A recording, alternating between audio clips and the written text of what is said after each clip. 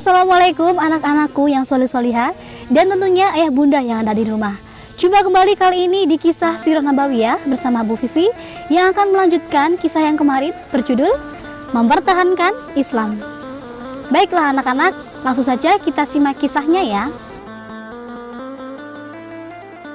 Suatu malam suasana sangat mencekam karena perpecahan yang terjadi sesama mereka. Allah Subhanahu wa Ta'ala mengirimkan bantuan dengan hawa dingin menusuk dan badai yang memporak-porandakan tenda pasukan musyrik. Keesokan harinya, pasukan musyrik meninggalkan Madinah karena ketakutan dan putus asa. Perang Khandaq berakhir tanpa pertempuran besar, tetapi sempat ada aksi saling memanah yang menyebabkan Sa'ad bin Mu'az terluka. Rasulullah Shallallahu Alaihi Wasallam meminta Sa'ad untuk menentukan hukuman bagi Bani Quraisyah.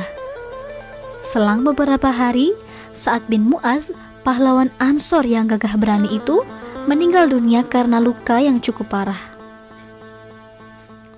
Selepas peristiwa Khandaq, semakin banyak orang yang tertarik dengan Islam. Quraisy makin gusar.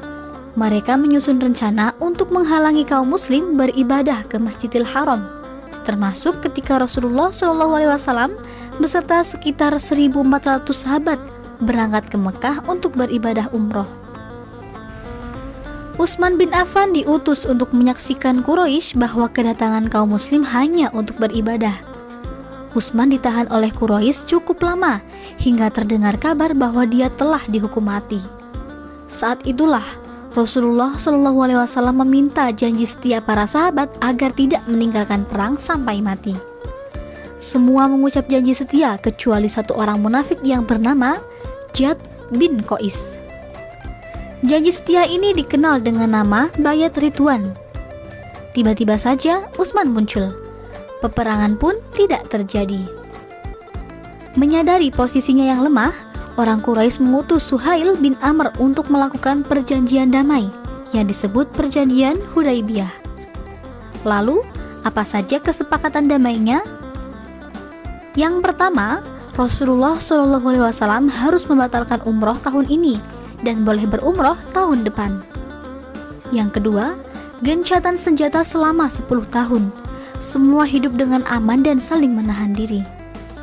Yang ketiga, jika ingin bergabung dengan Muhammad diperbolehkan, dan jika ingin bergabung dengan Quraisy juga diperbolehkan. Yang keempat, kaum Quraisy yang menyeberang ke pihak Muhammad tanpa seizin walinya harus dikembalikan. Tetapi, pengikut Muhammad yang menyeberangi ke pihak Quraisy tanpa seizin walinya tidak dikembalikan. Awalnya, sebagian sahabat berpikir perjanjian itu merugikan kaum muslim. Namun, lihatlah kecerdasan Rasulullah SAW. Sejak kesepakatan Hudaybiyah, semua orang saling menjamin keamanan.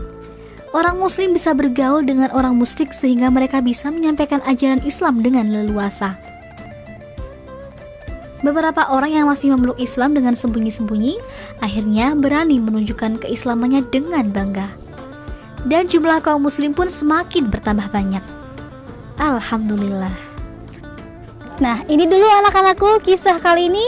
Jangan lupa simak terus kisah berikutnya yang lebih menarik tentunya hanya di channel SD Muhammadiyah Sudagan Wonosobo. Sampai jumpa. Wassalamualaikum warahmatullahi wabarakatuh.